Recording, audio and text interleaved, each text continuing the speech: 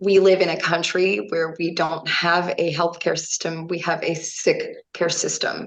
Yeah. So every methadone clinic where you walk into for help will make money off of you being sicker than healthy.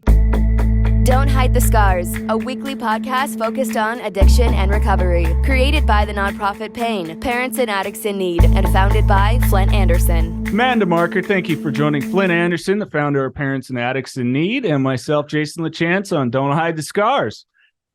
Cool. Thanks for having me, guys. You bet, Amanda. We're glad you joined us. Of course, Amanda, doing some amazing work. We've met through some mutual friends. You're out there in Wisconsin, eh? Oh, really? Wisconsin? Yeah, Wisconsin. Territory. Here we go. Yeah. Well, we're freshly in Wisconsin. I just moved here from Pennsylvania, but I'm originally from Florida. So we are doing our next Bridge the Gap here, and I kind of landed here and got stuck here for a little while. So we're doing it. Yeah. Good. Let me tell you something. Those Wisconsin people, they're the best. All right. Yeah. I love Wisconsin people. I really do. Oh, For the cheese, right? Strictly cheese, for the yeah. cheese. Absolutely. Yeah, I was not aware about the cheese until I got here, but I tell you what, every Wisconsinite asks me if I've tried the Wisconsin cheese. And the cheese curds. Okay. They will have fights over who makes the best cheese curds out there. I'm not joking. All right. And I'll tell you what, they're all good. Cheese curds out on the West Coast, they're just crap. Okay. Yeah. Compared to back there. Yeah. So all the stereotypes are true. They are true. Yeah. I'm not a cheese fan, and I heard that the cows were happier out on the West Coast. So the weather's nicer. Your cheese might be better over there. Well, it's because our farmers are feeding them pot. Probably that's why these cows are all happy. You know. Well, whatever works, right? Yeah, I guess so. A bunch of stoned cows running around. Bessie, no wonder she ate the whole field. Right. Oh, hell. Oh, man. Well, Amanda, you and Flindt share some common drugs of choice, opioids and also crack. You grew up in Florida, like you said. So, I'm kind of wondering some of the parallels maybe of what we're seeing here in Fresno socioeconomically. Like where was that gateway for you then in? I'm curious about that. So I grew up in Southwest Florida, Fort Myers. Actually just got hit by Hurricane Ian. But yeah, so out there, I lived there. I was about 18. Had dabbled in all kinds of drugs before that because it's just a normal thing. I think the first time I ever used drugs, I was 11, right? And kind of dabbled in things with neighbors or whatever. It's just a normal thing. And then I think I was 18 when I got my first prescription for Percocet, not knowing anything about opiate addiction, right? I had no idea about withdrawals that they even existed. So, I go through my prescription for Percocet and I start having these like stomach pains and like all this uncomfortable stuff that I'm like, I'm like a kid. And I went back to the doctor and they told me that a cyst had ruptured, right? There was no, it could be a withdrawal symptom, or anything like that. It was, you had a cyst in your uterus that ruptured. And they gave me more Percocets, right? Right. On top of some nausea medication and this other thing that kind of like I had allergic reactions to. And it's just, so really it started with like the prescription medications and doctors and professionals, medical professionals, right? Right. And from there, I kind of, I would do the Percocets and then all of a sudden someone says, oh, you're having all these stomach pains? Well, try this. This has no aspirin in it, right? And it was an oxy. So then I take my first oxy and then eventually kind of within the same year, graduate to going to a doctor and kind of, posing as this or another so that I could get a prescription, and they gave it to me. Yeah. And I was getting a ton of oxycodone and Valium that I was kind of turning around and selling. And then something happened, and they came through Florida, and they shut down all the pill mills, right? Right. And all of the pills started to rise in prices. And then it was like $1 per milligram, really. And we're doing 30 milligrams, 60 milligrams, 80 milligram pills. You're paying, and you got to get your fix every day. And that's a lot of money. So, how it goes, we switched to something cheaper. Yep. Actually, my drug dealer didn't have any pills at the time, and actually had crack. And that's how I got caught up in that. And then actually became addicted to heroin to try to come down off of crack, right? And it was just like, so it wasn't like straight from opiate pills to heroin. There was kind of like an intermission there where we dabbled in something else. But yeah, so that was kind of a wild ride. 2015, I have been clean from all opiates, crack, since August of 2015. Congratulations. Yeah, thank you. And it's been just like recovery, right? Seeking recovery. I find all these awesome podcasts and people that are doing amazing things online, and kind of breaking stigmas and telling the world it's okay. Don't hide your scars, right? Right. And it's just really kind of like a beautiful process. And I get to watch other people go through it now. So yeah, man, it's good cool. for you. Yeah. The scary thing, though, that like Amanda, you were saying about, the opioids and the price per milligram now. And we've been having talks with people that we're seeing with fentanyl, where it's getting like $1 right for your fix. Right. Mm-hmm. Wow.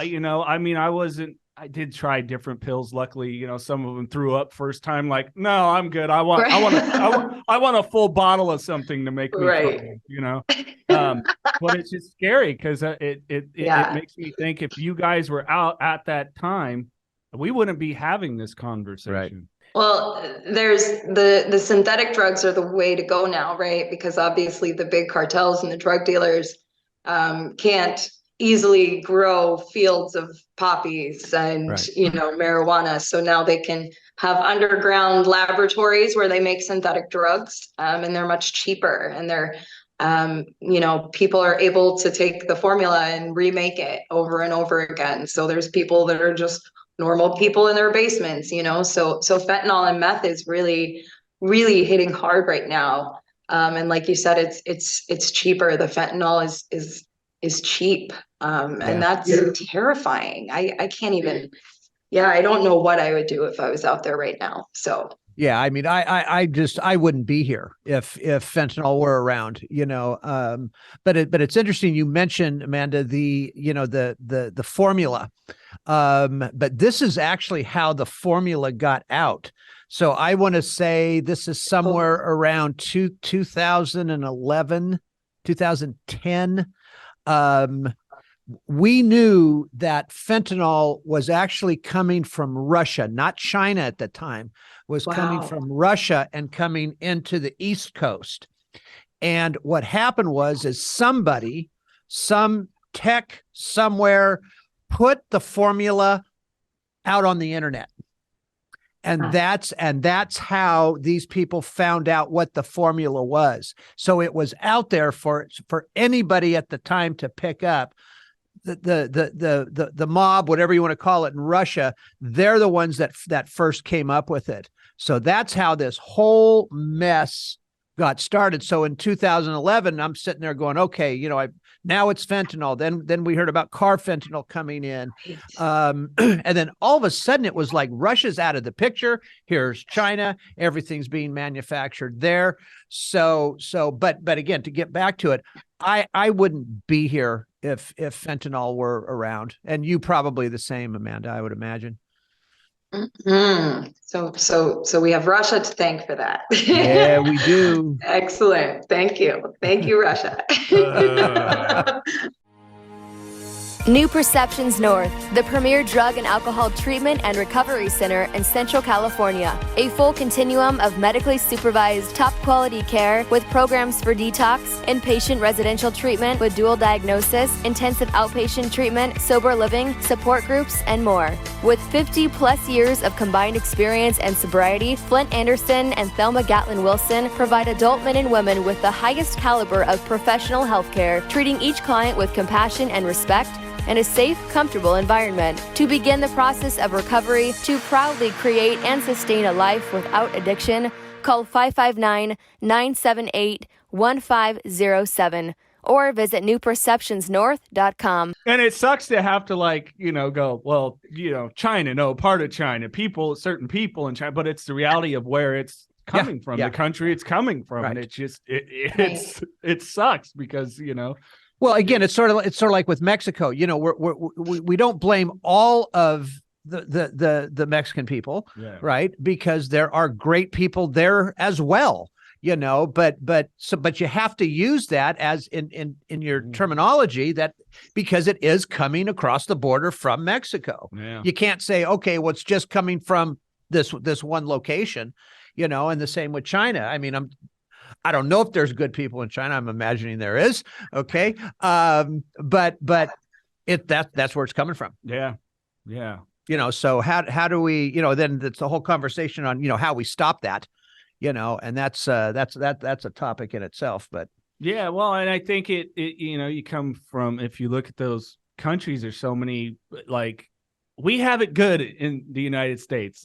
Even if you're in what we consider poverty, you have it good compared to the vast majority of the world. Right. So as long as it's appealing for these people to go and work for the cartels and in Mexico and in China and everything else, it's it's not going to change. And those governments aren't changing their policy. So it's going to continue to be a shit show until folks like us continue to speak and be passionate and fucking pissed off about it, killing our kids and parents and everybody else. That we've got a serious crisis, a mental health crisis that our government seems to ignore. I mean, we just had someone here, a lady who lost her son, and she was telling a coworker about they finally stopped talking about COVID in kids. Yeah. It's it didn't really take that many kids. Right. But why aren't we using this for hey, you really want to save your kids? Let's get fired up about this. Yeah, exactly. Well, that's really why we do this, right? There came a point in my addiction, right, where I was sitting in a dirty hotel room in a bathtub all by myself. I knew my kids were waking up somewhere, missing me. And I was just in the nastiest space, trying to find a vein, can't find a vein, just the most miserable spot to be in. Right. And all of a sudden it hit me. My daughter could get here one day. My daughter could be here in this disgusting hotel room, in this bathtub, desperate to save her life, and she will have no idea how. Why will she have no idea how? Well, because when we're in active addiction, we have this basic knowledge of recovery meetings and this and that, but there's not a lot of knowledge about treatment and what to do and multiple pathways to recovery. But like you said, people like us who are doing these things, there's so many of them now. I know, and I have so much faith that we've already participated in the work that will save my child someday if she's stuck in a dirty bathtub. You know what I mean? It's beautiful to see the way that it's spreading across the country. So yeah, addiction is bad, but the recovery, it's so I'm watching people in active addiction, recovery is cool. There's sober is the new cool with Kim. It's so true. Recovery is cool. There's people who are relapsing and falling back into, meth addiction. And then they're I don't want to do this. I see all my friends, going to recovery meetings and doing all these awesome things and living in their purpose. And it really has created a world of warriors. And I know that our children are I get chills to think of all of our children and the ways that they are going to change this world. Like I don't look into the future and see the world like burning down and being this like apocalyptic, like nightmare. Like I see so much beautiful shit once all of this work that we've done, all the systems that have been broken down in our era, right? Like in our time, like it's kind of all coming fast paced. And we just have to keep doing what we can in our small corners of the world to try to make it, make it okay for all of us to where we can get to that place and our children can live in that world, man. Like it's going to be beautiful someday. So. And I do agree with you to the point of those of us that are in recovery and working in recovery, our kids, our grandkids, those are the ones that are going to see it and hopefully take it further, right? What I worry about are the families out there that aren't in recovery, and those families are not talking about this with their kids, right? Because we have, and for the lack of a better term, those of us that work in it have been shut out of schools. Right. And if we're in a school where we're not allowed to say certain things, we have to soften our speeches down. We can't, we're big around here, Amanda, about just one simple line: tell the fucking truth. Yeah. about addiction, right? And where it is and where and how this thing works. But that's what worries me. And the other thing that worries me is this. And I know we've talked about this a lot.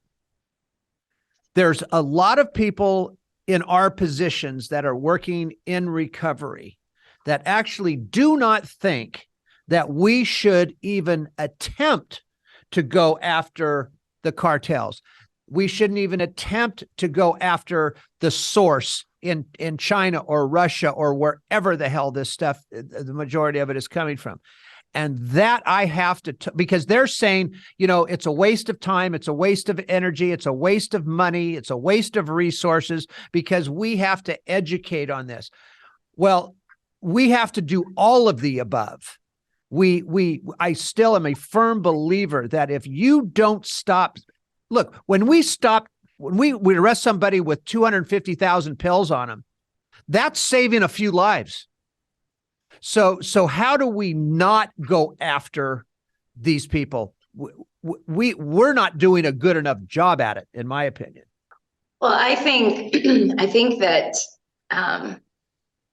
it's a God thing, right? There are people who are very passionate about fighting what you're speaking of, right? And kind of being in more the political aspect, and people who are passionate about that, and they are absolutely fighting and doing what they can to make a difference in their small corner of the world. And so I have a lot of faith that like all of the arguing and the stuff, like it's a part of the process, right? Like yes. All of the what's the word? The debate, right? Like all the debating, it's part of the process, and it's definitely getting us somewhere. So keep having those debates, keep talking about that, you can't, like, if you're only talking to people that believe the same things as you're keeping yourself in a very small box, and you can't grow and expand, right? So always have those conversations with people who believe differently. And yeah, I'm not big on politics, but I have full faith in the fact that there are some really awesome people who are very passionate about recovery, for a good reason, right? The right reason. And they're fighting for us. So well said. So what kind of perspective then do you have on harm reduction, especially long-term harm reduction? I like, again, me, alcoholic, primary drug of choice, there is no real harm reduction route. What would it be? I go to a clinic and they give me 2 shots of vodka tonight instead of 6. I mean, I don't really, I've not heard of a modality of harm reduction, but I get, both of you, opioids and, the tapering. But, Flindt, I mean, you have far better insight to know what the Suboxone and methadone and everything else. But, I don't know. So, What's your perspective on somebody being strapped to methadone like long term? I mean, I don't know. I don't know that you could achieve what you've achieved if you were. well, here's a big one. I use a medically assisted treatment plan still that has worked for me for 7+ years now. But I use cannabis. I don't use any kind of opiates or psych meds or the other things. It's taken me a long time. It's medically legal now, right? So there's lots of stigmas and people out there who will tell you all day long that you're doing recovery wrong if you are doing it the way that I am doing it. And it's taken me a lot of time to really validate myself and to affirm myself in a sense where I know that it's working for me. I don't need other people to validate or approve things that I'm doing for my recovery that I have built for myself, right? But as far as harm reduction goes, I mean, obviously support harm reduction to the fullest, all of it. I'm open to every single thing that I've ever heard. I think it's absolutely amazing. Some of the different countries who have done things like where they have centers and they are dosing people, right? And there's lots of data and statistics and things that are being collected right now to kind of see which route is best for us. And so like it's a super important time for all of these really innovative organizations like yourself to really just follow their hearts, their passion, and their purpose, and kind of try to feel their way through where they're going to make a difference the best, right? Because harm reduction is hugely, it's life-changing. And I think it's beautiful. There's people I know everywhere who are going out and personally, collecting used syringes from people and exchanging them and putting them in a garage because they don't have anywhere to dispose of them. Like there's so many people who are doing these things that, we don't have approval to do. So a lot of us are like, we don't know what to do. We don't have approval to do this, but there are so many people out there who are just pushing the limits and really, really fighting to make a difference in our communities. And so, yes, I fully support harm reduction. So I'm going to jump in here a little bit on this one because, look, I am a big believer in short-term harm reduction. What that time frame is different for everybody. Mm-hmm. But what I consider short-term is in months and not in years. And the reason why I say that, first of all, Amanda, I want to say thank you for explaining it that way. All right. I really liked the way you explained it. I liked everything about it, because so many times when we were talking about people that either are for or against harm reduction, it's an argument. It's a, God damn it, we've got to have long-term harm reduction, blah, blah, blah. And that's when then the hair on my neck stands up. Okay. And now I'm going to fight you back on it because, and I think what it boils down to is we're not doing a good job of giving everybody the right information on it. And this is what I mean by the right information. Okay. So you've got a 25-year-old that is an opioid addict, and they're being told that methadone is the way to go here. First of all, I think it took me 2 years to get off of methadone. I think that's the world's worst drug ever conceived. Okay. But what they're not telling this 25-year-old is that you're going to have to go into that clinic every day. Mm-hmm. You might be able to get a take home here and there, but you're going to have to go in there every day to get your dose. They are not going to taper you down like they should because they are a for-profit business. They want to keep you there. They want to keep charging you that $300 or $400 a month, whatever it is to come in. They're not telling you, excuse me, that methadone is going to make you so constipated that that you're going to have bowel issues for the rest of your life. That is a fact. Okay. Mm-hmm. They're not telling you that if you try to stop, you're going to have a psychotic break like I did.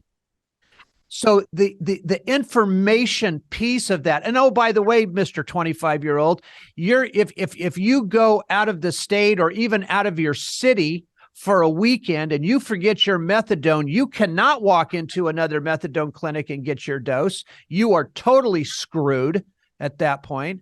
So why are we strapping a 25-year-old and not giving them the proper information? Now, and let me just finish with this. If you're going to take the 60-year-old and above street person, maybe even not the street person, that that person has been in addiction so long that there's no other out here, there's no other option for them, and you explain everything to them, then I don't have a problem with that. Right. But I got a problem with young people, and even up to 40 sometimes, and even up to 50. Because you're strapped to that damn thing. Anyway, my opinion. It's beautiful. My grandmother passed away, still addicted to fentanyl. And sorry. Yeah, so a methadone program would have been amazing for her. But sure. We live in a country where we don't have a healthcare system. We have a sick care system. Yeah. So every methadone clinic where you walk into for help will make money off of you being sicker than healthy. Right. So that's where we have to really, it's hard because we're kind of raised in this mentality that doctors are like, second to God, right? Like they know everything. We need to depend on them to raise our children and function. But it's not even like that. So we get twisted in that mentality instead of recognizing we are customers, right? Like we are customers and we have to use our brains, the brains that God gave us to recognize when we're being sold on something versus when there's somebody who's passionately trying to help us because, they had a mom that was, addicted to drugs or something like that. So really it's just about using our brains and kind of, because it's hell out there. I think that our sick care system is what has created this big disaster swimming through, so. No, I absolutely agree. The other piece that nobody ever talks about, and again, it's because I lived it. My opinions, my reality comes from the fact, like you, Amanda, we lived this life. So we know exactly what we're talking about here. I couldn't agree with you more on the doctors. There's more doctors that haven't a damnedest clue on addiction at all. They can tell you the chemical side of it, but they can't tell you about the addict, right? But what they're also they never talk about is, and I don't know about how methadone clinics are around other parts of the country. I'm sure they're the same. But geez, do you think any of these places actually have put security in their parking lots? Because you can walk out of there after getting your dose and you can buy anything in that parking lot you want to. They're all hanging around out there. You can sell your methadone if you've got take-homes. You can buy more methadone from the people out there. You can buy opioids. You can buy meth. You can buy heroin. You can buy it all. Mm-hmm. These places where the methadone clinics are, I'm sorry, I wouldn't want to send my dog in there. Mm-hmm. And I walked into those places every day for 2 years. Wow.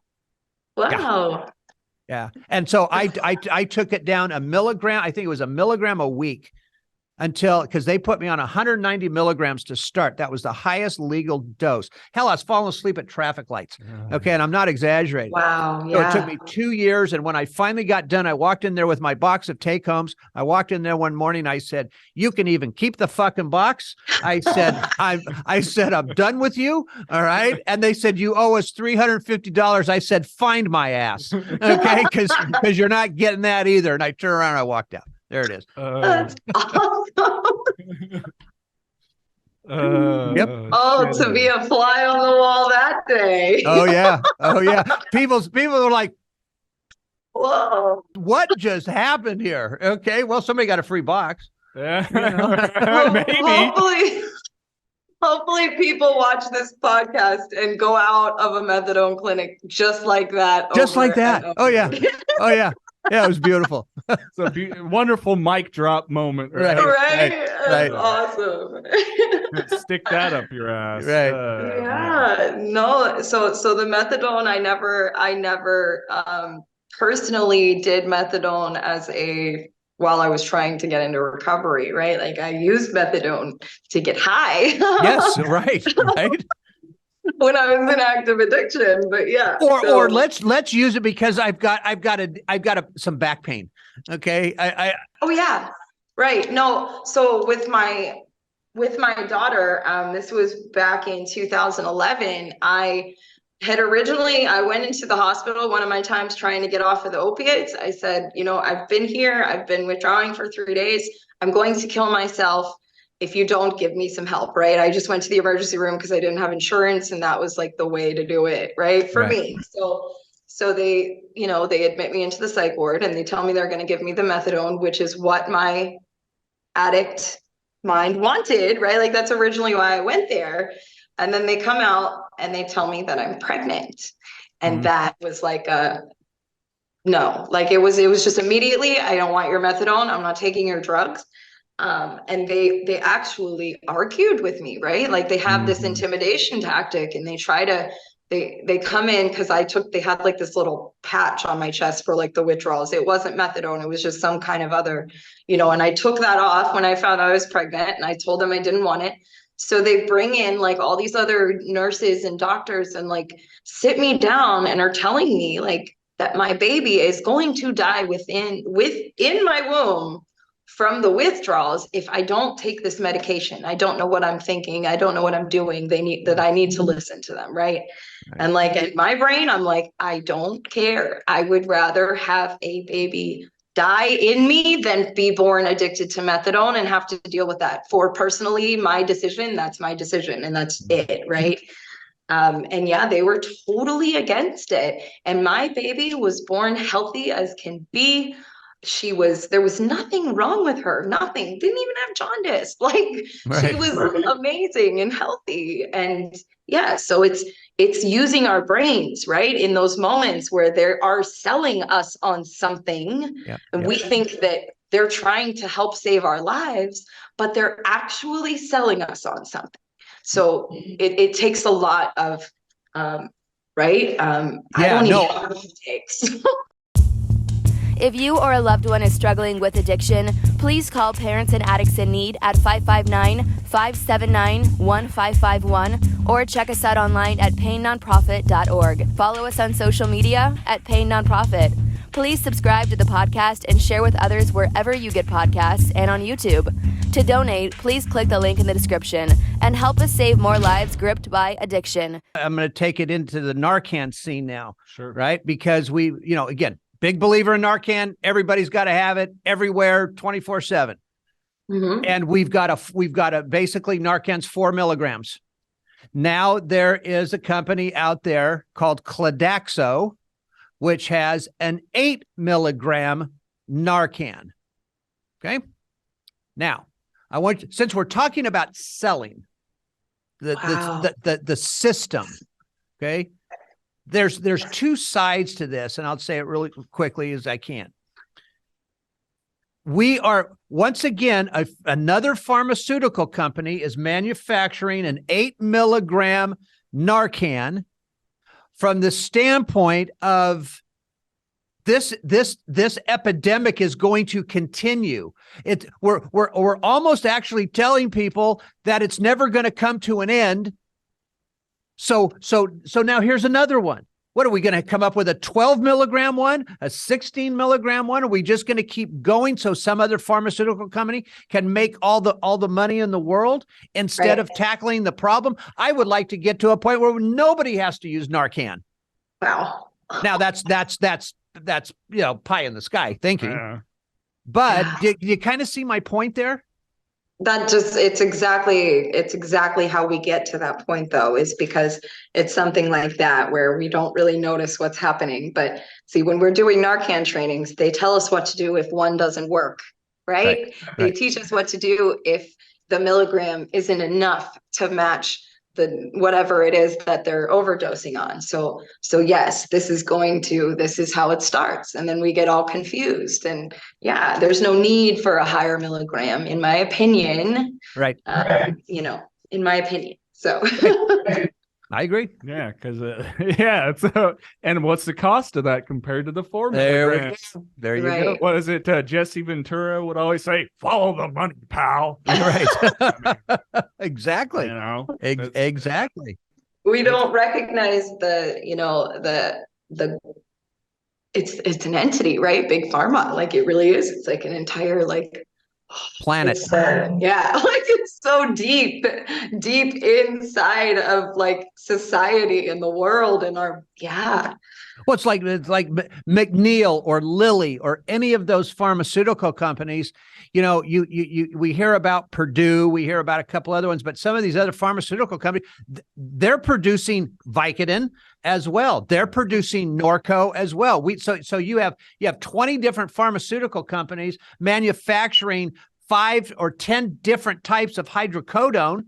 Jesus, why do we need that much? Mm-hmm. I'm sorry. We don't. Wouldn't one? I mean, I understand business. I understand competition, and I understand they have to make money. Okay, but still, 42 different types of hydrocodone. I actually think that's the number. That we have. Something's wrong with that picture. Well, and I think you've watched Breaking Bad, right? Oh yeah. Okay. So I think it's a thing too. I got in a discussion. I didn't think of this. We've never talked about this, but it's like, well, what about all the chemists? Like, why are they sitting there and wanting to make this stuff? And I go, because a chemist is a chemist is a chemist. Mm-hmm. Walter White was a chemist who his thing was to get pure as possible methamphetamines because he took pride in it. Yes. So you have a chemist with crazy medical bills and everything else to get where they're at. And it's like, well, we need this thing. You can't tell me that passionate person isn't like, oh, I'm going to try to create what I can. Right. Because they are. They're creative. Yeah, they're creative. They're looking at all these elements and putting them together. They're excited about it's the puzzle. It's putting the puzzle together and making sure you complete it. Yeah. And so, you've got a company that knows what the hell they're doing, knows how to market it, get doctors to sell their product over other people's products and everything else. And this chemist is just excited about doing chemistry. Right. Right. So you have Great this whole point. tower. Good point. It's like, why wouldn't you? Wait, we have people that we want to be able to put them under with less for minor operations or major with less chemical or whatever. Oh, we got fentanyl. Oh, this works. I know. I've been put under by it. I was out. I didn't even get to 99 and counting from 100. I was scared shitless, Amanda. I don't think I ever saw. I was with Flindt like, I'm afraid this might make me want to relapse and I'll go home and want to drink or whatever. No, I just went to sleep. Yes, granted, again, folks, this is under doctor supervision. Medical people, they know what they're doing. But yeah, it's like, why else would these companies do this? They thrive. It's no different. Walter White says it in the final episode, where he finally admits to his wife. She goes, oh yeah, you did it for us. And he goes, no, I did it for me. And I was good at it. Right. And it is. It's like to be good at it. So you wonder why. It's passion. Yeah. It's his passion. And that's unfortunately what, it's consumerism, right? So we're just kind of stuck in all of that for now, but we are totally breaking systems down. And I think it's there's a lot of people up there who are fighting the good fight. So yeah. Well, and it made me think of a gentleman that Flindt works hand in hand with here in law enforcement. He's telling me about a kid that got busted at one of the local high schools when they got into his phone. He literally said in a Snapchat, his goal was to get as many kids addicted at that high school as possible. Right. That was like his challenge to himself. Right. So when you're in that mindset and that's what you want to achieve, you know what I'm saying? It's like, how do we get this sick individual? Because that's sick thinking. It is. How do we get that mindset changed? I think that's a cultural, that to me feels like a cultural, ignorance, in a sense where I think, I hate to say this, but like rap music, right? Like it really is like the younger kids, these younger boys and younger men are listening to these ratchet rap songs where these guys are just saying the most awful things that they're doing. And like, and really like, it's the only thing that I see that's kind of fueling that type of mentality anymore, because like we said, sober is the new cool, right? So it seems like it's kind of like, you know, like a cool type of thing. Like my children, my oldest son just turned 18. And like for the past few years, you know, he was in my active addiction with me, but I kind of watched him over the years through my recovery, and it's a very delicate dance, right? Like we can't tell the kids, right? So we just got to like feel them out and feel the energy in the room. But I listened to him talk about alcohol or, you know, drinking, or this person doing this, and it's like a cool thing to these kids, some of them. And yeah, so I think that it's super, super important to keep doing what we're doing, right? Like, because I really do, in my brain, like there's nothing in me that thinks using is cool anymore. Maybe when I was a child, and I needed better, you know, more guidance. But yeah, so the world really is waking up. I have done a lot of work within my home with my children, preventative care, right? My children right now, I'm living in a sober living home facility in Wisconsin, and my two youngest children are here with me. And if somebody in the facility relapses, or there's a fight or something else that goes down in a sober living facility where people are trying to find recovery, I take my children and I guide them through that appropriately. I try to educate them on the things that they need to know that would benefit them in the situation, and turn it into a learning opportunity for my children, who will be in a world where there are people who are relapsing and using drugs and drinking and driving drunk and doing all of the things, right? So closing our children off to that and kind of sheltering them is really like a mistake, I believe, in my opinion. I agree. I couldn't agree more wholeheartedly. You know, the only way to arm is through education, you know? Right. We have to. Was it freaking Hamlet, Shakespeare, way back when? Who's alive at the end? A scholar and a soldier. That's it. Everybody else fucking dead. You know? Right. So we do. We have to arm our children with this knowledge and the coping skills to do it. Yeah. Right. Because I know me, no coping skills. Yeah. That's where our society is, you know, I think there's this kind of ascension that's happening, and people are really developing a stronger sense of emotional hygiene, right? Like we are much more equipped now than my mom was back in her day. You know, we have these phones and we have full access to unlimited resources and data and information. And yeah, like it's for sure like if I watched a movie with my daughter, I can't remember, it was Mila Kunis, but some movie recently that Mila Kunis was, you know, she was withdrawing, and it was all about addiction.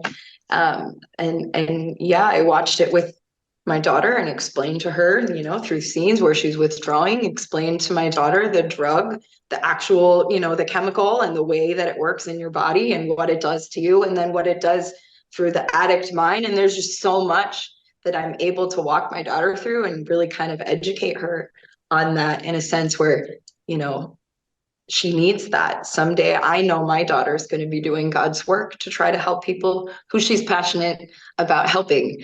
And I have a feeling it might be something to do with recovery. So educating her is a must. Absolutely. Yeah. Amanda, why don't you tell us about Bridge the Gap here before we wrap up? Yeah, man. So we go around to different communities, and really kind of, we're looking for those innovative outreach organizations, people who are, you know, just kind of, we don't know if we're allowed to do this, but we're doing it. And really kind of just see what they're doing and the ways that they're helping the community and their effectiveness in helping the community, and really just kind of showcase them. So So here in Wisconsin, we are going to be doing with the Forest County Potawatomi tribe. So they have the Native American way to recovery, the Red Road to Wellbriety, the Wellbriety program. And I'm really excited to showcase that and kind of how they are doing recovery, because they have some killer, like their overdose rates through COVID. I mean, like ridiculous. They were like, there was no overdoses for a period of like 2 years. And I was like, what? So we're just kind of going around to bring you guys recovery solutions. Excellent. Well, anything else you want to let us know about? I think that's it. I really appreciate this. This was awesome. Thank you. No, you're welcome. First of all, I love the work that you're doing. And if I understand this is you're putting together different organizations. Is that what you're doing? And then letting people know in their communities that this is a place that you can go to. Is that right? So I'm big on social media. I've linked with a lot of like recovery advocates and people who reach a lot of people who are in active addiction. So then there's different organizations like maybe yours, not necessarily yours. You guys have great media and marketing. But some places don't really have that, right? So we just really want to help them get the word out about what they're already doing and what they've brought to the table, because there's so many different things kind of popping up and that will support that, getting the word out about multiple pathways to recovery, right? So yeah, that's kind of what we're working on. Okay, cool.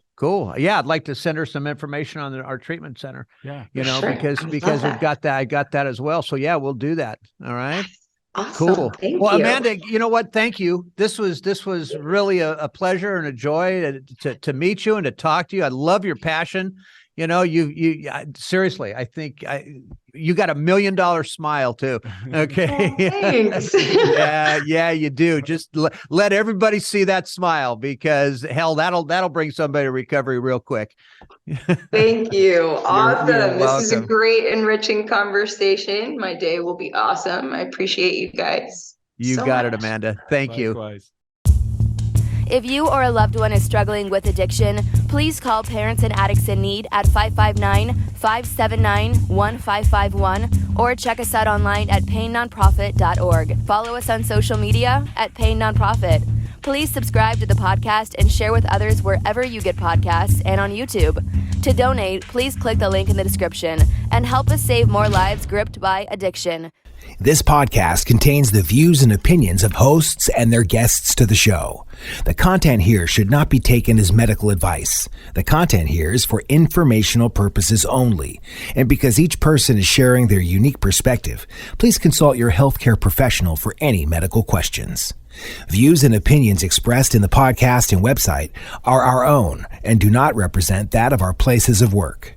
While we make every effort to ensure that the information we are sharing is accurate, we welcome any comments, suggestions, or correction of errors. Privacy is of the utmost importance to us. For those wishing anonymity, people, places, and scenarios mentioned in the podcast have been changed to protect confidentiality at the request of certain guests. This website or podcast should not be used in any legal capacity whatsoever, including but not limited to establishing standard of care in a legal sense or as a basis for expert witness testimony. No guarantee is given regarding the accuracy of any statements or opinions made on the podcast or website. In no way does listening, reading, emailing, or interacting on social media with our content establish a doctor-patient relationship.